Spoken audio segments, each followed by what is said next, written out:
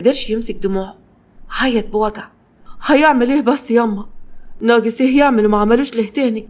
ما على حطة يدك اهو، قاعدين في اوضه شحتينها من صاحب البيت، واختي قدامك حالتها صعبه ازاي، ومش بيدي اي حاجه اعملها، حتى مش قادر اجيب لها الدواء.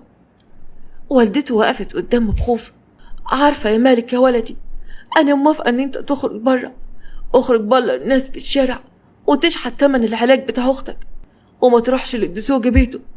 الله الغني يا ابني، اسمع كلامي، انت الراجل الوحيد يا مالك بعد ابوك، ما عنديش استعداد ان اخسرك. مالك خبط ايده في الحيطه جامد، خبطها بغيظ. حاضر يما، هخرج واشحت من الناس في الشارع، هخرج اشحت فلوس الدواء علشان ترتاحي وعلشان ما احسش بالذنب. خرج مالك من البيت وساب امه تبكي، كان قلبها وجعها قوي على ابنها، وكانت في نفس الوقت قلقانه عليه وخايفه جدا لا يروح عند عمه الظالم. اما في بيت نواره، اول ما وصلت البيت ادت الحاجات اللي اشترتها من السوق لامها، وتتفاجئ ان ابوها خارج من الاوضه وكان فرحان قوي. الدسوقي بيقول لمراته: زغرات يا منوره، اتفتح لنا اليوم طاقه الجدر، وكله بسبب البت نوره القمر دي، وانا اللي كنت زعلانه علشان مخلفتش واد، اتاريني كنت غلطان، ما تزغرت يا ولي. ام منوره كانت مستغربه قوي. واه، وزغرت ليه بس يا اخوي؟ مش الاول تفهمني ايه اللي حصل؟ مصطفى ابن اختك اللي عايش في اسكندريه، المهندس ده، طلب مني النهارده ايد نواره، وهيجي يتقدم لها بعد يومين. هيتقدم لنواره؟ بقولك ايه، دي طاقة القدر واتفتحت لنا. نواره بصت لهم بغيظ. في ايه بس يابا؟ انا مش عايزه اتجوز دلوقتي، وبعدين مصطفى ده غريب عني ومعرفوش. امها بصت لها بغيظ. غريب عنك ايه يا بت؟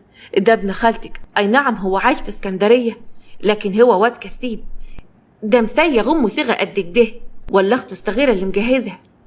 وبصت لجوزها: يلا يا حاج، اتكل على الله وقول له يجي الخميس، وخير البر عاجله. الدسوقي بص لمراته: على بركه الله، بس عاوز عزومه كبيره قوي، ولا اجدع عزومه في المنوفيه كلتها، عايز البلد كلها تحكى وتتحاكى بيها. يلا انا هنزل اصلي ومش هعوج. نزل الدسوقي من البيت، وامها اخدت منها اكياس الخضار وقالت لها بتريقه: قال معرفوش قال.